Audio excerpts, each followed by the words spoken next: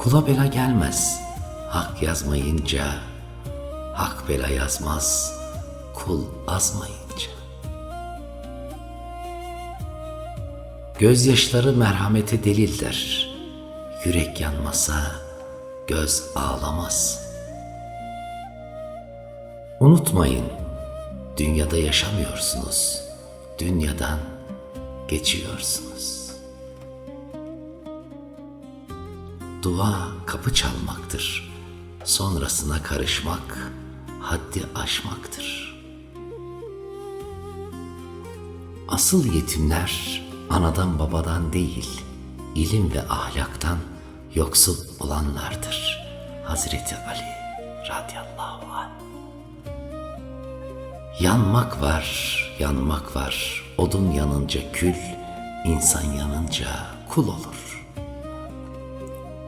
Say ki öldün, yalvardın yakardın, sana bir gün daha verdiler. Bugünü o gün bil, öyle yaşa.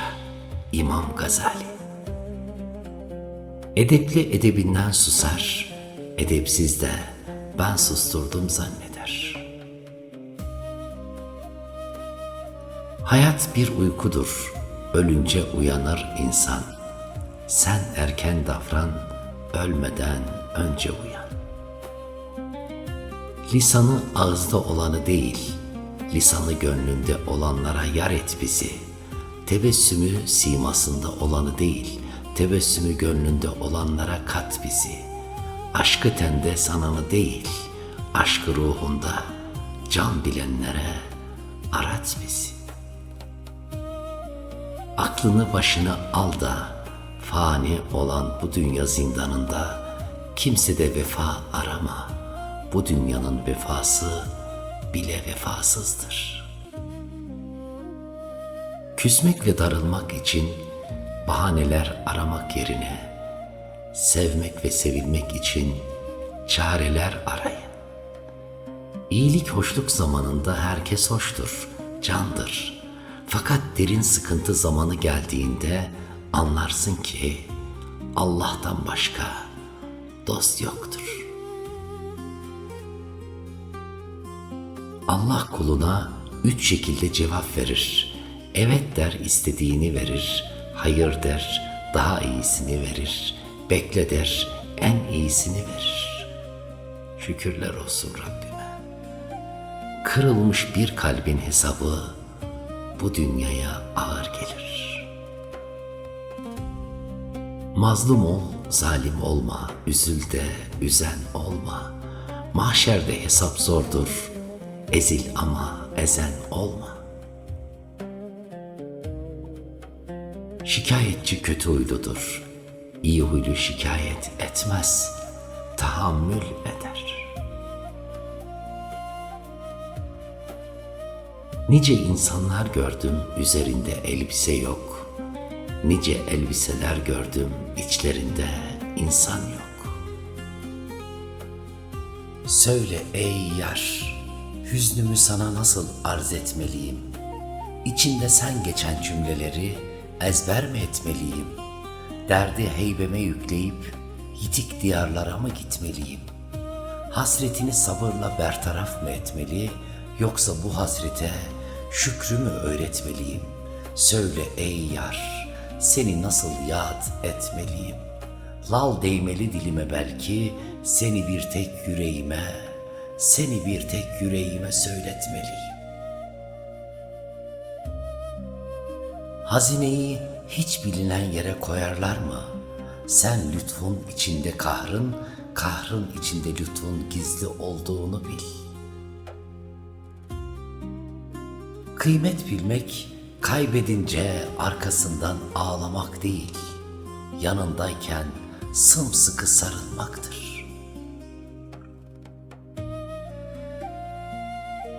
Dedi, git de dolan gel şu dünyanın seyrinde. Hele bir bak, gör hele ne var imiş gayrımda. Korkma, elbet sonunda döneceğin yer benim. Korkma, herkes bırakırsa tutacağın yar benim. Ben dilsizim sevgili, bu sözler hep kalbimin işleri. Hani neyde dilsizdir ama ağlatır bütün dervişleri. Dua ile başladım ben bu aşka ve hep hamd ettim. Senden bir amin gelse de gelmese de pişman değilim. Ben seni Allah için sevdim. Hak yolunda hakikate varmak sözle olmaz, inandığını yaşamakla olur. Bizim mezhebimizde aşkın karşılığı fedakarlıktır ve yüreğimize girenin akıbeti ahirdir, ebeddir. Ey aşık, hani özlem çekiyorsun ya sevgiliye, bil ki sevgilidendir özlemin özü. Odur asıl sana özlem duyan. Çünkü o tutuşturmayınca alevi, kimsede olmaz ateş. Ve aşk ateşi önce sevilene, ondan sonra sevene düşer. Hoşlanmadığına tahammül sabır değildir. Sevdiğine kavuşamayacağını bilsen de, kavuşacakmışçasına gayret etmendir sabır. Bırak sabır sana sabretsin ki, acıyı bal eylesin. Biz sevdik mi yer oluruz, biz sevdik mi sel oluruz. Biz sevdik mi lal oluruz, biz sevdik mi can oluruz. Sevgilim, sana yakın olmanın nedeni hep sevgidir. Ayağını nereye basarsan biz oranın toprağıyız. Aşk mezhebinde reva mıdır ki dünyayı seninle gördüğümüz halde seni görmeyelim? Ey yaptıklarına hayran olduğum, şaşırıp kaldığım Allah'ım! Sen madem ki dua etmemizi emrettin, ne olur şu emrettiğin duayı da kabul buyur. Bizi senden başkasına muhtaç etme Allah'ım. Öğüt verecek insana değil, örnek olacak insana ihtiyaç var. Fetva veren çok olur ama takva ile yaşayan az bulunur. Dinlemeyi bilirsen sözdeki mana başka, görmesini bilirsen gözdeki mana başka. Durup da düşünürsen özdeki mana başka. Eritip varlığını sevgiyle yoğurursan o zaman görürsün ki bizdeki mana başka. Beden bu dünyaya aittir. Ruh ise öteki alemden gelmiş, bu alemde gariptir. Gariplere sahip çıkmak Kur'an emridir. Ruhuna sahip çık. Eli görmeyen kişi yazıyı kalem yazdı sanır. Allah'ın kudretini görmeyen kişi meyveyi ağaç yaptı sanır. Diyorsun ki aşık oldum. Yalan, aşk ile yanmadan gelme kapıma. Diyorsun ki yanıyorum. Tamam ama kül olmadan gelme kapıma. İncir çekirdeği kadar diyen için küçümserler ki, kalp çok mu büyük incirden? Bakın bakalım insan neler çekiyor incir çekirdeği kadar yürekten. Ben dilsizim sevgili, bu sözler hep kalbimin işleri. Hani neydi dilsizdir ama ağlatır bütün dervişleri. Unutma, her şey senin için yaratıldı ama dikkat et, sen her şey değilsin. Dünya boyun eğicidir ama sen zalim efendi değilsin. Yeterli sanıyorsun kendini kendine, oysa hiç yeterli değilsin, muhtaçsın, ihtiyaçsız değilsin. Her şey senin emrinde doğru ama amirliğe kalkışma. Bil ki kalıcı değil, geçicisin, sahip değil misafirsin, sabit değil iğretisin.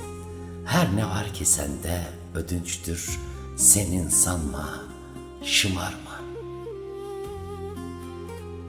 Ey sevgili, neyim yoksa var bildim, eğildim, eksildim, eridim, bir seni bitiremedim. Asalet boyda değil soyda, incelik belde değil dilde, doğruluk sözde değil özde, güzellik yüzde değil yürekte olur. Dünya bir hiç, dünyada ne varsa hepsi hiç. Ey hiç, bir hiç uğruna hiçe sarılma hiç. Öldükten sonra ne kalır geriye biler misin? Sevgiyle muhabbet, geriye kalanın hepsi hiç. Kimler geldi neler istediler neler. Sonra bırakıp dünyayı gittiler. Sen hiç gitmeyecek gibisin değil mi? Gidenler de senin gibiydiler. Akıl bir kuzudur, nefis bir kurttur. İman ise bir çobandır. İman kuvvetli olmazsa nefis aklı yer. Kim demiş gül yaşar dikenin himayesinde? Dikenin itibarı ancak gül sayesinde. Ben bir eliftim, bakmayın siz benim vav gibi durduğuma. Bir zamanlar elif gibi dimdik bakardım hayata. Sonra kef gibi taşıyınca sevdiğimi yüreğimde, örsü sarstı beni, kaldım aklımın dehlizinde. Sustum, peygamberden mirastır deyip, hüzün besledim koynumda. Yüreğimin endazesini tarumar eden o ihtişamlı, yalnızlık kederden sıyıramadım kendimi. Kaldım dibi dipsiz kuyularda, Yusuf'tan öte, Züleyha'dan bir haber. Ey aklım, neredeysen çık da gel.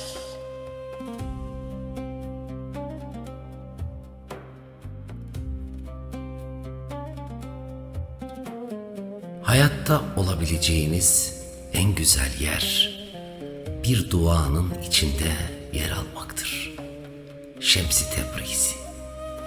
Üzülme, bugün varlığını hiçe sayanlar, gün gelir gölgeni bile ararlar. Mevlana Hazretleri. Bir gün gelir açmaz dediğin çiçekler açar, gitmez dediğin dertler gider, bitmez dediğin zaman geçer. Hayat öyle bir sır ki, önce şükür, sonra sabır, sonra da inanmak gerek. İnsanı ilgiyle dinlemek, insana en büyük ikramdır. Marifet nedir bilir misin? Taşlara bakan gözlerin, çiçekleri görmesidir. Önemli olan iyilik etmek değil, iyilikle yaşamaya devam etmektir. Sonra bu iyiliği Allah'a götürmektir. Kader yolun tamamını değil, sadece yol ayrımlarını verir. Güzergah bellidir ama tüm dönemeç ve sapaklar yolcuya aittir. Öyleyse ne hayatın hakimisin ne de hayat karşısında çaresiz. Hayatta her şey olabilirsin. Fakat önemli olan hayatın içinde insan olabilmektir. Bir gün herkes kaybettiği şeylerin değerini mutlaka anlayacak. Bir günün, bir gönlün, bir ömrün. Bu hayat senin. Kendindeki şu müthiş savaşa bak. Başkalarının savaşı ile ne diye meşgul olup durursun? Sen kendi kayığına bak. Sen kendi dalgana bak. Sen kendi denizine bak. Bir gönlümü kırdın, ağlamalısın. Hele özür dilemesini bilmiyorsan senden dost olmaz, senden yaren olmaz. Ya incittiğin, kırdığın gönlü Allah seviyorsa, Resulullah sallallahu aleyhi ve sellem seviyorsa, hatta arz-ı sema dahi seviyorsa nereden bileceksin? Bilmiyorsun. Bilseydin ödün kopardı dokunmaktan. İki göz arasındaki farkı bilir misin? Beraber ağlar, beraber uyur, beraber görüp beraber gülerler ama birbirlerini asla göremezler. Dilinin küstüğüne kalbin saatlerce konuşur. Ne zaman gökyüzüne bir nefes, bir dua gönderdin de ardı sıra bir güzellik, bir iyilik sana geri gelmedi. Gönül gözüyle gören hiçbir insanı kandıramazsınız. Sizi açık bir kitap gibi okur. Arza hacet yok, halim sana ayandır. Dile gerek yok, sessizliğim sana beyandır. Söze lüzum yok, susuşum sana kelamdır. Allah isminin zikrini herkese nasip eder mi? Senin Allah diyebilmen, Allah'ın sana duyduğu sevginin işaretidir. Çok şükür Rabbime. Belki sen de köklerde bulabileceğini dallarda arıyorsundur. Şikayetçi kötü huyludur. İyi huylu şikayet etmez, tahammül eder. Sana kalbimi ve ruhumu vermenin bir yararı yok. Çünkü sen zaten bunlara sahipsin. O yüzden sana bir ayna getirdim. Kendine bak ve beni hatırla. Gülü gülene ver, kalbini sevene ver. Sevmek güzel şeydir, kıymet bilene ver. Mevlana Hazretleri der ki, ey gönül dikkat et, ahir zaman bu. Nefsine uyup da surete aldanma, iblisin bile maşallah dediği kullar var. Seveceksen sev, vefa nedir, takva nedir bileni, içinde cennet saklayan virane kullar var. Bir insan bilmiyorsa ne istediğini, hem seni ziyan eder, hem kendini. Yapraksız kaldın diye gövdeni kestirme. Zira bu işin baharı var. Her şeyi senin için yarattım diyen Rabbine, her şeyi senin için terk ettim diyebilmektir aşk. Şems-i Tebrizi. Kibir, kendisinden habersiz, kendini bilmeyen insanın durumudur. Tıpkı güneşten haberi olmayan buzun kendini bir şey zannetmesi gibi. Senin dünyaya bakan penceren kirli ise, benim çiçeklerim sana çamur görünür. Mum olmak kolay değildir. Işık saçmak için önce yanmak gerekir. Nasip istenen değil, hep verilen. Nasipse gelirmiş Çin'den, Yemen'den. Nasip değilse senin olsa bile kayar gider elinden. Sen uzattığın eli tutmayan ele mi dargınsın, yoksa onu tutmayacak birine uzattığın için kendine mi kızgınsın? Aradığın seni arayandır. Mevlana Hazretleri. Neyi feda edersen o sana ihsan edilir. Neye kıyamazsan onunla sınanırsın. Bu yol yalnızca senin, başkaları seninle yürüyebilir. Fakat hiç kimse senin için yürüyemez. Kahverengi dallardan pembe çiçekler açtığına göre ümitsizliğe gerek yok. Kimseyi ruhunla kucaklaşmaya zorlama. Sevgi din gibidir. Onda da zorlama yoktur. Bazen uzaklaşmak gerekir yakınlaşmak için, bazen hatırlamak gerekir hatırlanmak için, bazen ağlamak gerekir açılmak için, bazen anmak gerekir anılmak için, bazen de susmak gerekir duymak için. Kendini çok beğenme kul katında, ne kendini beğenmişler var toprak altında. Kendi aybıyla uğraşana ne mutlu. Başkasının aybını söyleyen o ayıbı kendisinden uzak görmesin. Her şey vaktini bekler. Ne gül vaktinden önce açar, ne güneş vaktinden erken doğar. Bekle senin olan sana gelecektir. Üzülme, çünkü Yaradan umudu en çaresiz anlarda yollar. Unutma, yağmurun en şiddetlisi en kara bulutlardan çıkar. Ne zaman gökyüzüne bir nefes, bir dua gönderdin de ardınca ona benzer bir iyilik gelmedi.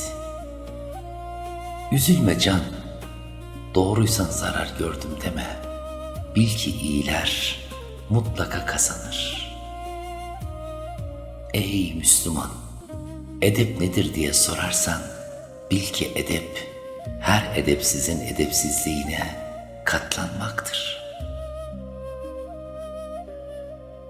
Mum olmak kolay değildir. Işık saçmak için önce yanmak gerek.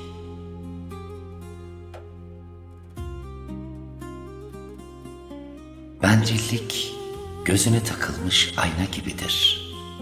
O gözler nereye bakarsa baksın, kendinden başka birini görmez.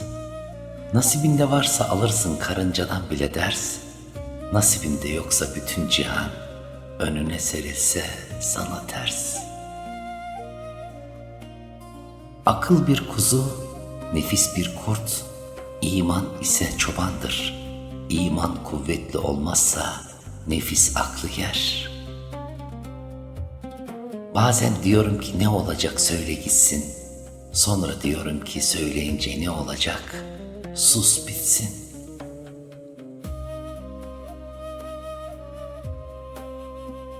Ya olduğun gibi görün, ya göründüğün gibi ol.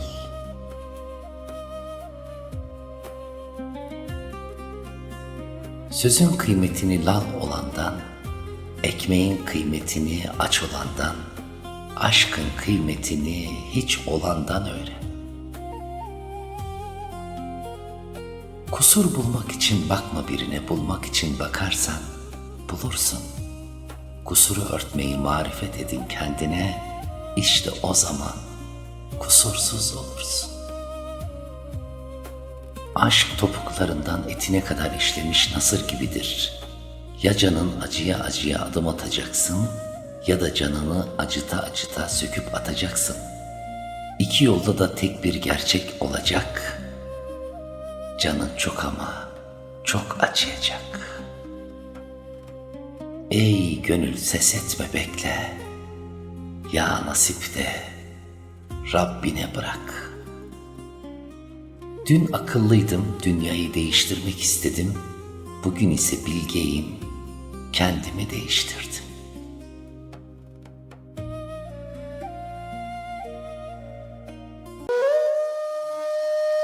Sordum aşkın sırrı nedir? Dedi yarda yok olmaktır. Sordum yarın isteği nedir? Dedi samimi olmaktır. Sordum samimiyet nedir? Dedi hep yâre bakmaktır. Sordum bu nasıl olacak? Dedi nefsi bırakmaktır. Sen ve ben gafletini aşıp, biz olanların rızkıdır aşk. Bu yalan dünyanın dikenleri batsa da canına aldırma sabret. Katlan ki ebedi mekanın gül bahçeleriyle dolsun.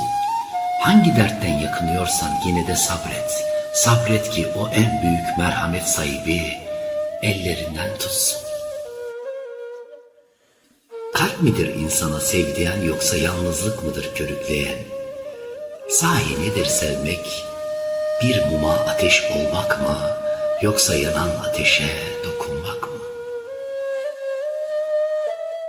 Ben bir balığım, aşk ise daldığım bir derya. Aşktan gözlerim yaşlı olsa da o derya gözyaşımı nereden bilir? Başımı o denizden çıkarayım desem, balığım ya, nefesim kesilir. Bazen bir kelebeğin ömrü kadardır hayat. Ne kırmaya gelir ne de kırılmaya.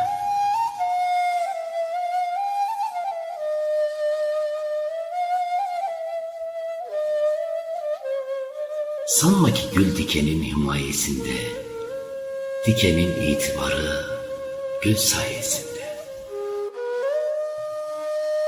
Mum olmak kolay değildir. Işık saçmak için önce yanmak gerekir.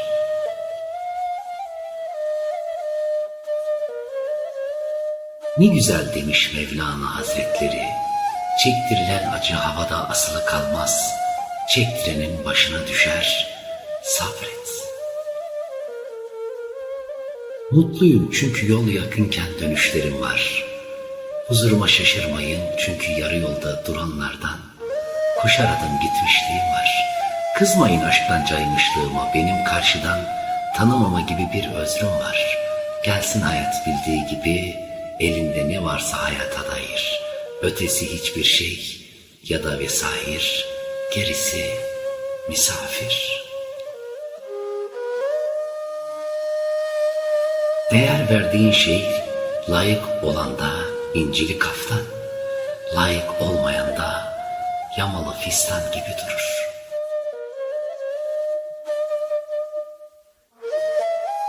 Beni kimsenin bilmesi önemli değil, Rabbim bilsin yeter. Kim ne derse desin, bana Rabbim kulum desin yeter.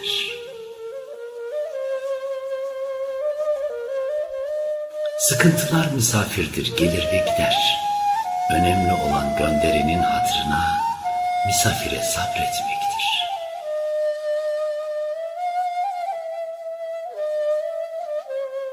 Sustuysak saf olduğumuzdan değil, Allah'a bıraktığımızdandır. Herkes fıtratına uygun kişilerle olması gereken yerdedir. Ne kargayı gül bahçesine, ne de bülbülü çöplüğe alıştırabilirsin. Olgun insan Allah der yürür, hayat der gülümser, kısmet der her halinden razı olur.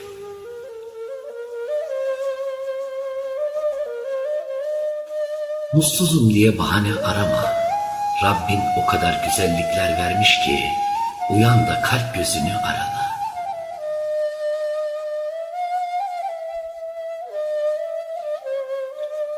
Mevlana Hazretleri der ki, sarılmayı bilir misin sahiplenmeyi? Sahiplendiğinde sadık kalmayı. Sen bilir misin aşık olmayı? Bölünebilir misin ikilere, üçlere, gerekirse binlere? Yapabilir misin gerçekten, sevebilir misin? Sevmenin demesi olmaz, unutma. Ya çok seversin bir kere ya da hiç sevmezsin. Geçmişini iyi bil ki geleceğe sağlam basasın.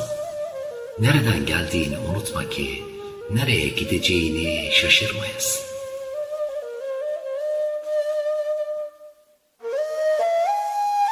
Ey dost, derdin ne olursa olsun, umudun her zaman Allah, Allah, Allah olsun.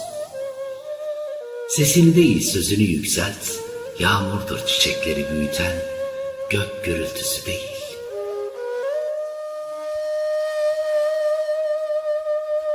Duamdaki gözyaşım kadar edepliydi içine düşen aşkın. Ey benim beşeri aldanışım, ben seni kalbime koyana sevdalıyım.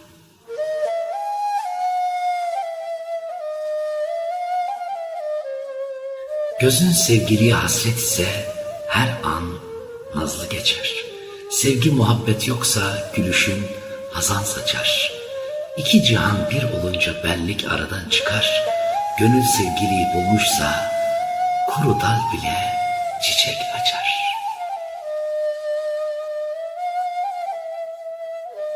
Sabır nedir? Dikene bakıp gülü, geceye bakıp gündüzü düşünmektir. Bilmez misin ayın hilalden dolunaya varması için zaman gerekir. Olgun insan Allah der yürür, hayat der gülümser, kısmet der her halinden razı olur. Öfke rüzgar gibidir, bir süre sonra diner ama birçok dal kırılmıştır bile.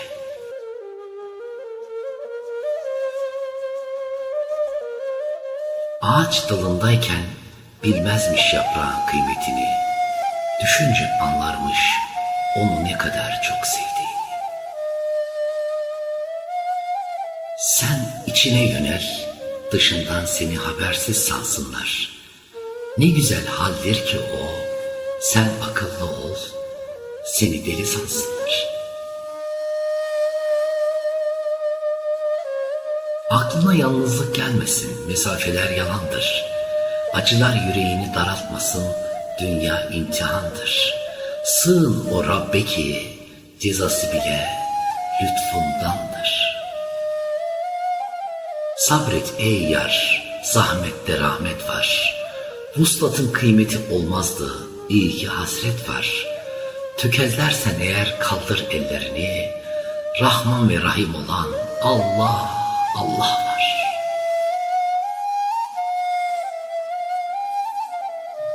Bir kum tanesiyim ama çölün derdini taşıyorum. Küle döndüysen yeniden güle dönmeyi bekle. Ve geçmişte kaç kere küle dönüştüğünü değil, kaç kere yeniden küllerin arasından doğrulup yeni bir gül olduğunu hatırla. Mutluluğu sende bulan senindir, ötesi misafir. Benim gurbetimin adı ne Şems? Halime bir isim koy, yalnız mıyım, hasta mıyım, garip miyim, ben neredeyim? Ben neyim Şems? Harf bir manadır, manası kendindedir. Benim harflerimi hangi rüzgarda savurdular Şems? Nefsine mağlup olamayan, aşkta galip olur demiştin ya. Şimdi söyle, mağlup muyum, mağdur mu? İlla birini seveceksen, dışını değil içini seveceksin. Gördüğünü herkes sever ama sen asıl görmediklerini seveceksin. Sözde değil, özde aşk istiyorsan şayet, tene değil, cana diyeceksin. Dolaştım dünyayı, giymedim başıma taç. Ne zengini gördüm tok, ne fakiri aç. Ya Rab, öyle bir feyzi kanaat ver ki, namerde değil, merde dahi eyleme muhtaç.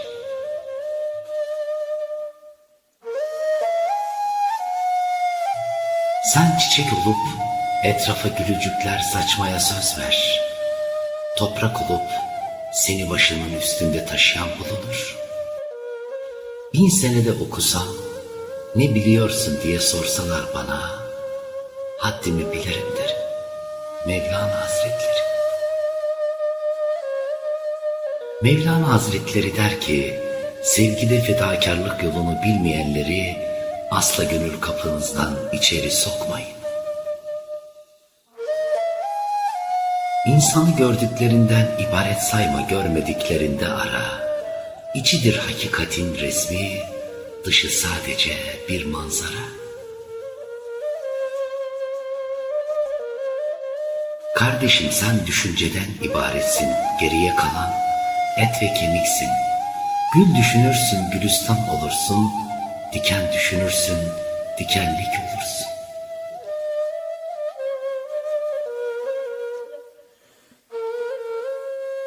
Yorulacaksan, zorlanacaksan, şikayetçi olacaksan, keşkelere sığınacaksan, söze ama diye başlayacaksan, girme aşk yoluna.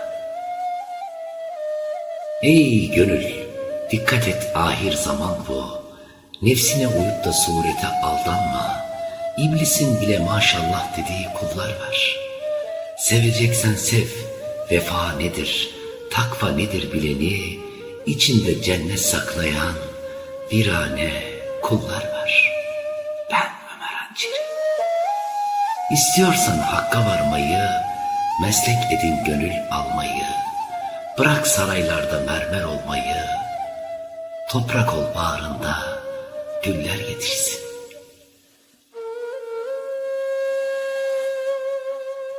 Aşk acısı taşımayan yürek, ya deliye aittir, ya ölüye. Bırakacağın eli hiç tutma, tutacağın eli ise hiç bırakma. Sahte sevgilere gül olmaktansa gerçek sevgilere diken ol. Aşıkların gönüllerinin yanışıyla gözyaşları olmasaydı, dünyada su da olmazdı, ateş de. Bilmeyen ne bilsin seni, gamlanma deli gönül. Gönülden anlamayana bağlanma deli gönül. Birini seviyorsanız onu Allah'tan isteyin. Kalpler Allah'ın elindedir. İki parmağının ucunu gözüne koy. Bir şey görebiliyor musun dünyadan?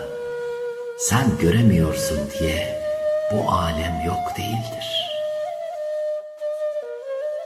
Güzel üslupla söz söyleyenleriz. Mesih'in talebesiyiz. Nice ölülere tuttuk da can üfürdük biz. Nice bilginler vardır ki gerçek bilgiden, hakiki irfandan nasipsizdirler. Bu ilim sahipleri bilgi hafızıdır, bilgi sevgilisi değil. İyi dostu olanın aynaya gereksinimi yoktur. Herkesin dostu olan kimsenin dostu değildir. Ey gönül, bir sürü dostlarının yanında elbet ki düşmanların da olacak. Ama imtihan ya bu, onca düşmanın var iken seni dostun duracak. Duydum ki bizi bırakmaya azmediyorsun. Etme. Başka bir yar, başka bir dosta meylediyorsun. Etme. İnsanlarla dost ol, çünkü kervan ne kadar kalabalık ve halkı çok olursa yol kesenlerin beli o kadar kırılır. Olgun bir adamı dost edinmek isterseniz eleştirin. Basit bir kimseyi dost edinmek isterseniz övün. Deniz derindir durulmaz, dostluk ebedidir unutulmaz. Bir günah işlediğinde hemen tövbe et. İnsan suya düştüğü için değil, sudan çıkamadığı için boğulur. Sevmeyene karınca yük, sevene filler karınca. Dağ bile taşır insan aşık olup inanınca. Cahil olanların merhameti ve lütfu azdır. Cahil kimsenin yanında kitap gibi sessiz ol. Çünkü cibiliyet size ilim öğretmek, eşkıyanın eline kılıç vermektir. Öğüt verecek insana değil, örnek alacak insana ihtiyaç var. Fetva veren çok olur ama takva ile yaşayan az bulunur. Sabır kurtuluşun anahtarıdır. Sabır gözün perdesini açar, gönlü yarar açar. Edebin en önemli ölçüsü başkalarının senden rahatsız olmamasıdır. Sözün kıymetini lal olandan, ekmeğin kıymetini aç olandan, aşkın kıymetini hiç olandan öğren.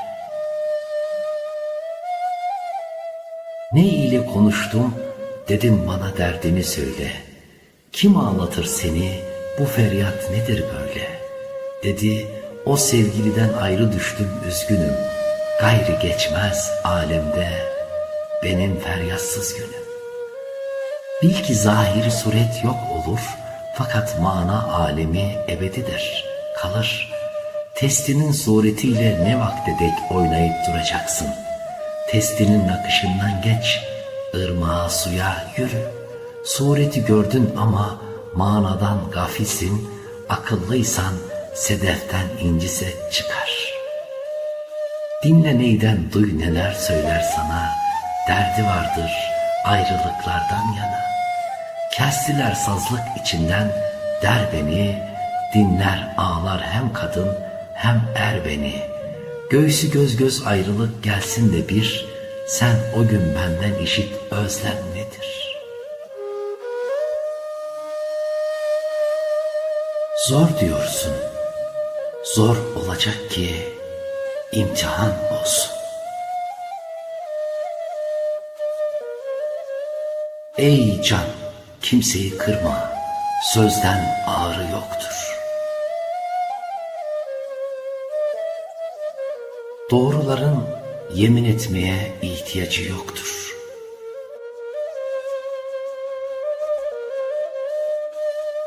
İstediğin bir şey olursa bir hayır, olmazsa 1000 hayır ara.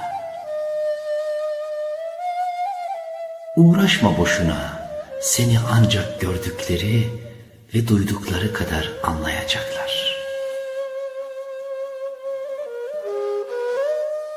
Biz biliriz ki hüzün huzurun nazlı kapısıdır.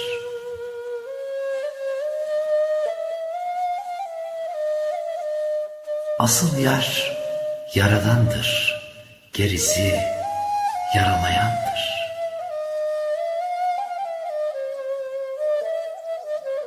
Neden duasız bırakıyorsun dilini?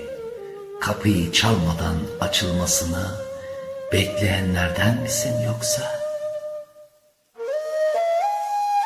Kalp midir insana sev diyen, yoksa yalnızlık mıdır körükleyen? Sahi nedir sevmek? Bir muma ateş olmak mı, yoksa yanan ateşe dokunmak mı? Bırakacağın eli hiç tutma, tutacağın eli ise hiç bırakma. Sahte sevgilere gül olmaktansa gerçek sevgilere diken ol. Ağaç dalındayken bilmezmiş yaprağın kıymetini, düşünce anlarmış onu ne çok sevdiğini. Bir gönül yapmak gelmiyorsa elinden, bari bir gönül yıkılmasın dilinden. Hayat sana arka arkaya dikenleri gösteriyorsa sakın üzülme. Aksine sevin, yakında gülü de gösterecektir.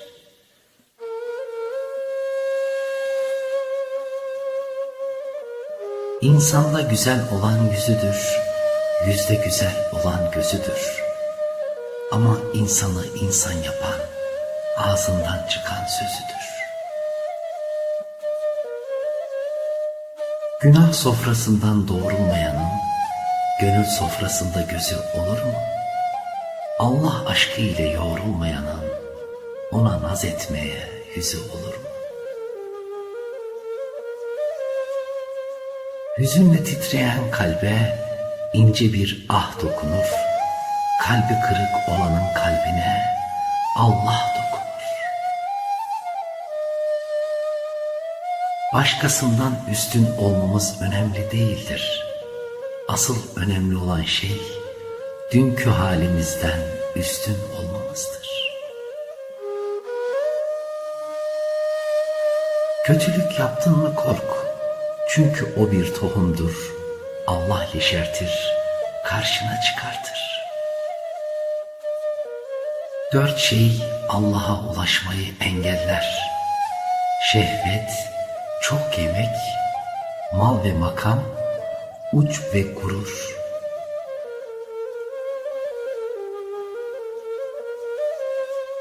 İyiyim desem yalan olur, kötüyüm desem inancıma dokunur. En güzeli şükre vurayım dilimi, belki o zaman kalbim kurtulur. Şükret, istediğini elde edince şükretmek kolaydır. Sufi, dileği gerçekleşmediğinde de şükredebilendir.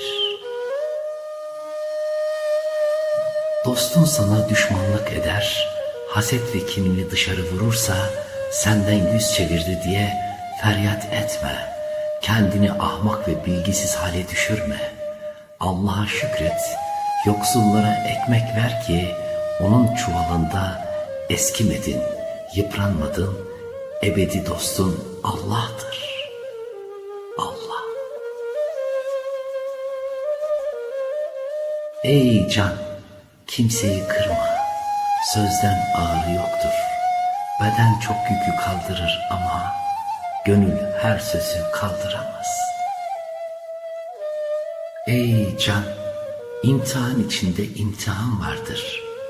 Derlen toparlan da ufak bir imtihana satma kendini. Boş ver be kalbim, kimse anlamasa da bilmese de yorgunluğunu, Yaradan bilir doğruluğunu. Onlar ruhun cemalinin meftunu olduklarından söylenti ve bilgiden yorgun düşerler. Ruhiyet bilgi üzerinde hakimdir. Halk arasında yaygın sözün sebebi de budur. Borçlu olanlar öte dünyaya para görmeye hazırdırlar.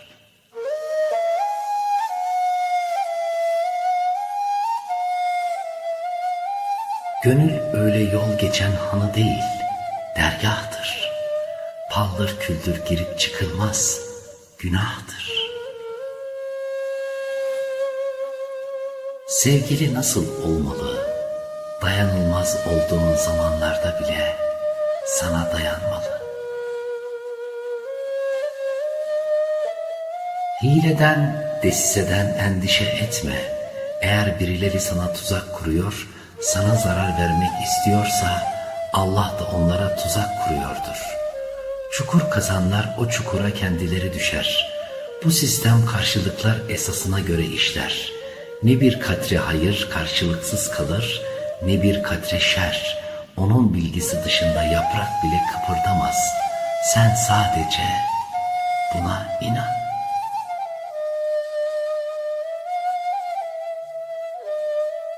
Beni hatırlamadın mı? Hani bir tende iki can, bir kabukta iki badem idik. Ben seni nasıl incitebilirim? Ayağına bir öpücük kondurayım desem, kirpiklerim dikeni ayağına batar da rahatsız eder diye korkarım. Ne diye böbürlenip büyükleniyorsun? Doğumun bir damla su, ölümün bir avuç toprak değil mi? Aşkın dili duadır. Her dua sevgiliye yazılmış bir aşk mektubu gibi olmalıdır. Sabret ey yar, zahmette rahmet var. Vuslatın kıymeti olmazdı, iyi ki hasret var. Tökezlersen eğer kaldır ellerini, Rahman ve Rahim olan Allah var, Allah. Gel ey yar, bir sabahın ilk ışıkları gibi, erken saatlerin kuş sesleri gibi, yağacak sağanak yağmurun ilk damlaları gibi. Gel ey yar, gel ne olursun gel, ilkbahar gibi, Şems-i Tebrizi. Bir mum diğer mumu tutuşturmakla ışığından bir şey kaybetmez. Cahille oturup bal yiyeceğine, alimle oturup kuru ekmek ye. Gayri sözler tükendi, dil kelepçelendi. Halimi arza, söze ne hacet, gözyaşlarım dile geldi. Üzülme, dert etme can. Görebiliyorsan, dokunabiliyorsan, nefes alabiliyorsan, yürüyebiliyorsan ne mutlu sana. Elinde olmayanları söyleme bana, elinde olanlardan bahset can. Üzülme, geceler hep kimsesiz mi geçecek, gidenler dönmeyecek mi? Yitirdiğin her ne ise bir bakarsın yağmurlu bir gecede veya bir bahar sabahında karşına çıkmış. Bil ki güzellikler de var bu hayatta. Gelgitlerin olmadığı bir hayat düşünebilir misin? Hüzün olgunlaştırır, kaybetmek sabrı öğretir. Mevlana Hazretleri. Varlığınızda kıymetinizi bilmeyenleri yokluğunuzda terbiye edin. Bu dünyada neyi çok istersen o senin imtihanındır. Yapraksız kaldın diye gövdeni kestirme. Zira bu işin baharı var.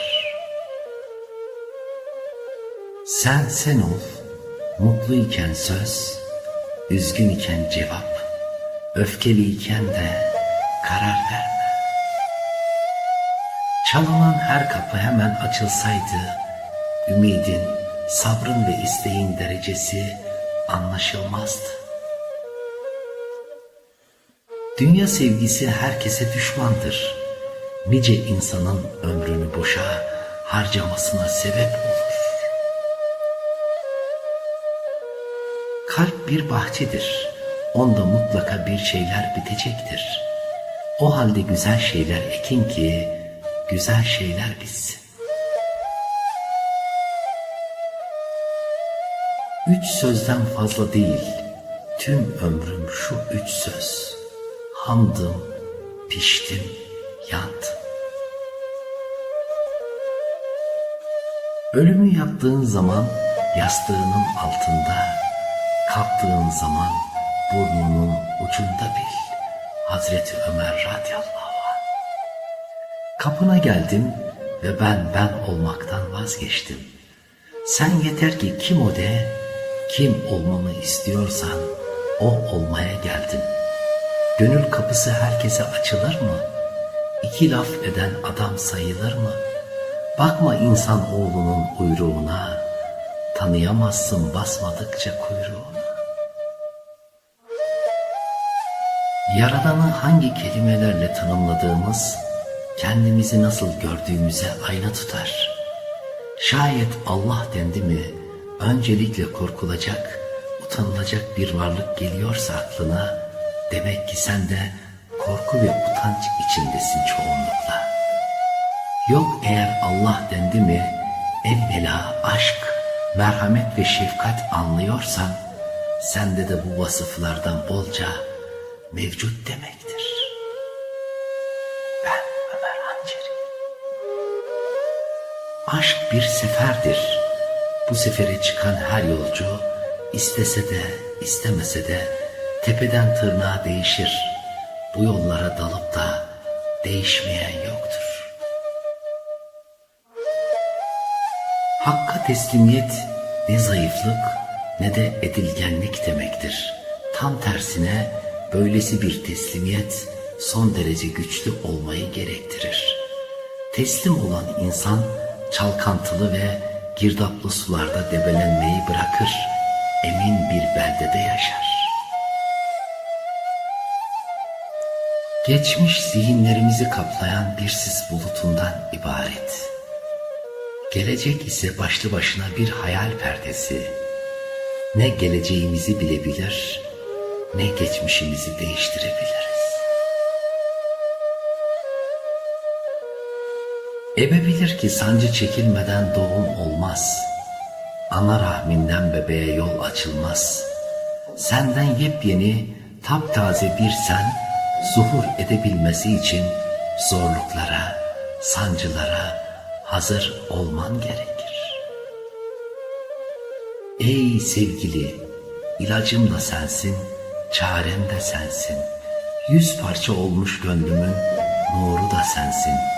Çaresiz gönlümde senden başka ne varsa hepsi yok oldu. Beni kimsesiz bırakma, gel. Gül mü bitecek, diken mi çıkacak? Her ağaç gönlünde ne var ise onu ortaya koyar. İyi bir evlilik 2 şeye bağlıdır. Birincisi doğru insanı bulmaya, ikincisi doğru insan olmaya. Nefsin ejderhadır, öldü sanma. Uykuya dalar o, dertten eline fırsat düşmediği için uyur. Derdin bitince çıkar hemen. Hüner, dertsizken de nefsi uykuda tutmandadır. Küle döndüysen yeniden küle dönmeyi bekle.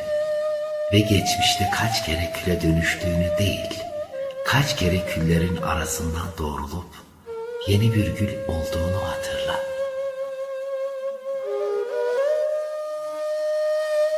Ey aşık, hani özlem çekiyorsun ya sevgiliye, bil ki sevgilidendir özlemin özü.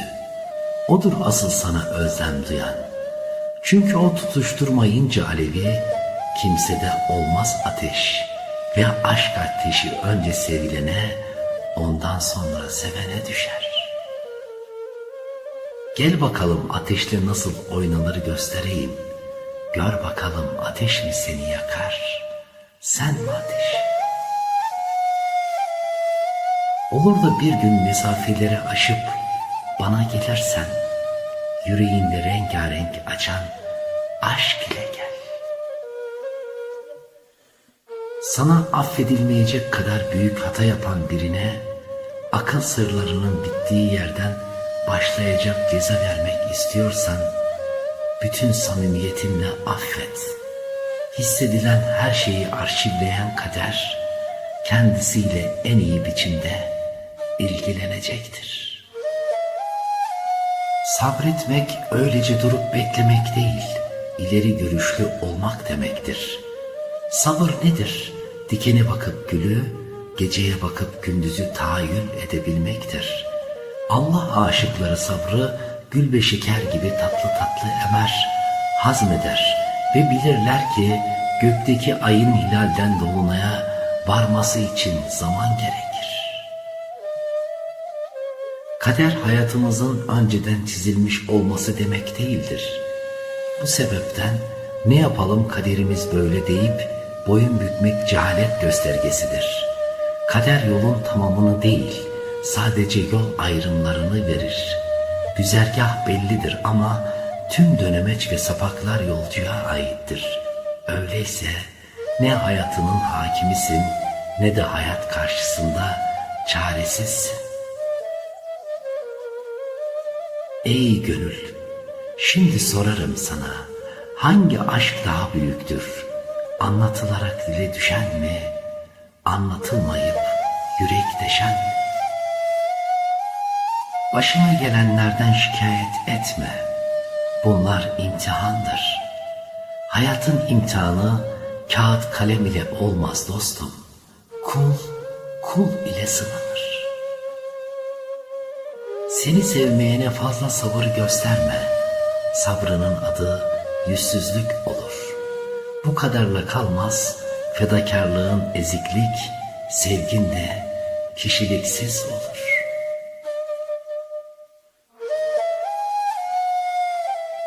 Herkesin anlayış derecesi farklıdır.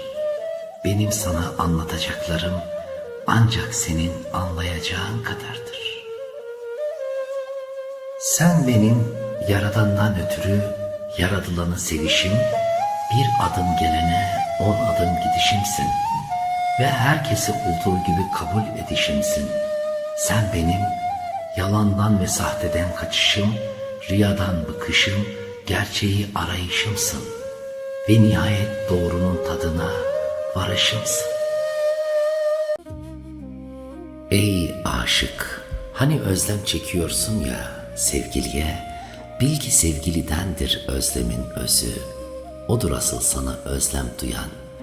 Çünkü o tutuşturmayınca alevi, kimsede olmaz ateş. Ve aşk ateşi önce sevilene, ondan sonra sevene düşer. Mevlana Hazretleri. Aradığın seni arayandır. Sır gibi seversen eğer, muradın gerçekleşir. Çünkü tohum toprağa gizlenirse yeşerir. İnsanları tanımak için tüm gücünüzü verin ama tüm sevginizi vermeyin. Onları tanımaya başladıkça verdiğiniz sevgiye acıyacaksınız. Kaderde neyse odur, etme merak. Uyma kendi nefsine, hakkın emrine bırak. Altından ağacın olsa zümrütten yaprak. akibet gözünü doyurur bir avuç toprak. Sen içine yönel, dışından seni habersiz sansınlar. Ne güzel haldir ki o, sen akıllı ol, seni deli sansınlar. Geldim ateşsen yanmaya, yağmursan ıslanmaya, soğuksan donmaya geldim. Tuz basıp yaralarıma ne kadar susulacaksa o kadar sustum.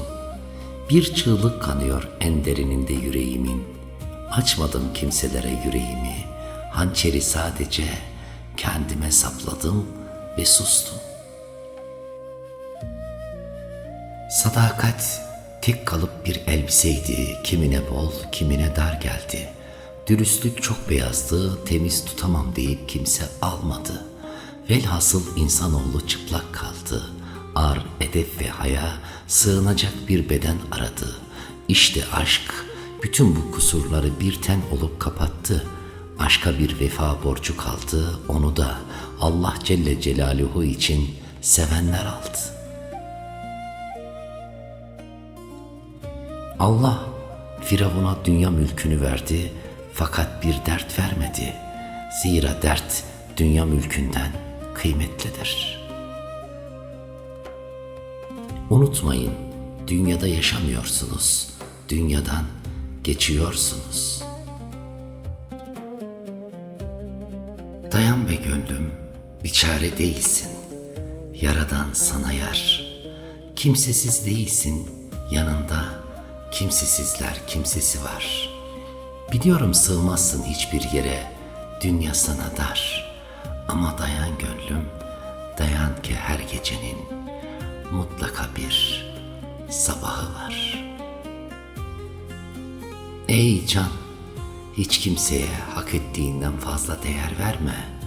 Ya onu kaybedersin ya da kendini mahvedersin. Susmalıyım belki de, kefenleyip tüm kelimeleri, cümleleri, öylece mısraları gömmeliyim. Ne sahibim bu yerde ne de kiracı, sadece bir ömürlük misafirim ben, yüreğimiz kıymet bilene emanet. Kahverengi dallardan pembe çiçekler açtığına göre ümitsizliğe gerek yok.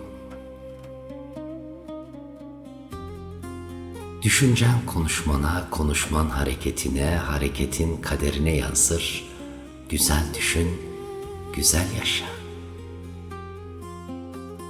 Ağlayabilir miyim gönlüm, müsaadenle?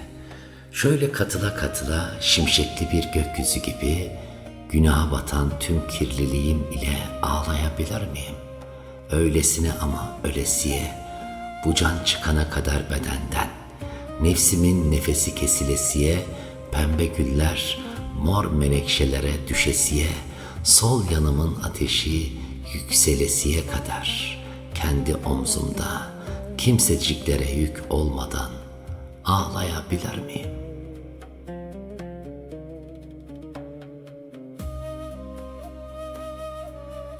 Emeksiz zengin olanın, kitapsız bilgin olanın, sermayesi din olanın rehberi şeytan olmuştur. Mevlana Hazretleri der ki bir yerde bir acı varsa ama böyle ciğerden gelen gerçek bir acı, İşte oraya rahmet yağar. Hiçbir acı çektirenin yanına kalmaz. Bilerek, isteyerek, sorumsuzca mutsuz eden muhakkak mutsuz olur. Gerçekten içi yanan, gerçekten yakanı bir sözüyle alt üst edebilir. Edilen ahlar bir zaman tutar. Çektirilen acı havada asılı kalmaz. Çektirenin başına düşer. Bir insan bilmiyorsa ne istediğini, hem seni ziyan eder, hem kendini. Ne güzel demiş Mevlana Hazretleri, kendine bak kendine, özüne, sözüne, benliğine. İlgilenme kimseyle, kim ne yemiş, ne giymiş, bundan sana ne? Sen kendini besle, bilgiyle, sevgiyle, şefkatle. Ancak o zaman ulaşırsın insan olmanın erdemine. Sanma ki dert sadece sende var. Sendeki derdi nimet sayan da var. Yalnızca aşka düşenin düşlerine serilir yüreğin büyüttüğü güller. Dikeni battı mı gönül çok sevdiğini gül yapraklarıyla gömer.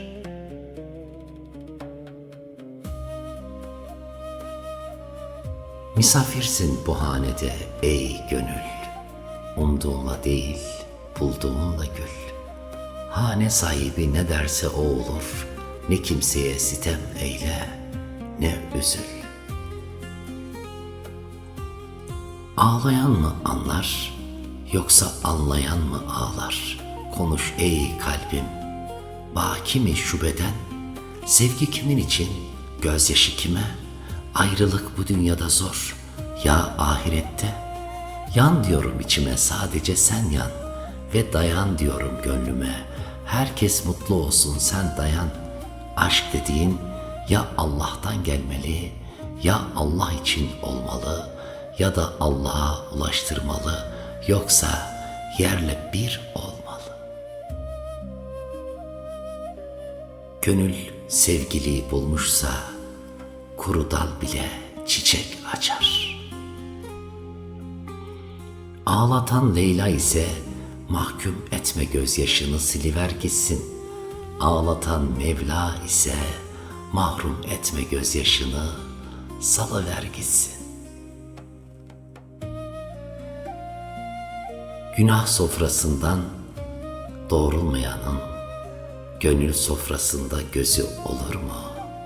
Allah aşkı ile yoğrulmayanın ona naz etmeye yüzü olur mu? Ya izin ver sözlerin bildiğince yol alsın, ya da bırak susayım her şey gönlümde kalsın. Ne olursan ol göründüğün kadarsın. Nasıl görünürsen görün karşındakinin seni gördüğü kadarsın. Gönül gözü kör olmuş, akıl nerede kime ne? Gönlüm güle vurulmuş, dikeninden bana ne? Senin dünyaya bakan penceren kirli ise, benim çiçeklerim sana çamur görünür. Ben Ömer Hançeri. Rabbim dualarımızı, dileklerimizi, yüreğimizden geçen iyi niyetlerimizi kabul buyursun inşallah. En hayırlı ve en güzel duadır bir dostuna habersizce ettiği dua. Sizler de inşallah o mübarek dualarınızda bu garip kardeşinizi unutmayın inşallah. Lütfen kanalımıza abone değilseniz abone olursanız bundan onur duyarım, şeref duyarım. Bir de bu güzel çalışmalarımızı sevgi, saygı, merhamet, hoşgörü, sadakat ve güzel yüreklere ses olmak adına sizler de sevdiklerinizle paylaşırsanız, WhatsApp'tan atarsanız bundan onuru olurum, mutluluk duyarım. Her şey gönlünüzce olsun. Selametle kalın inşallah. Saygılarımla.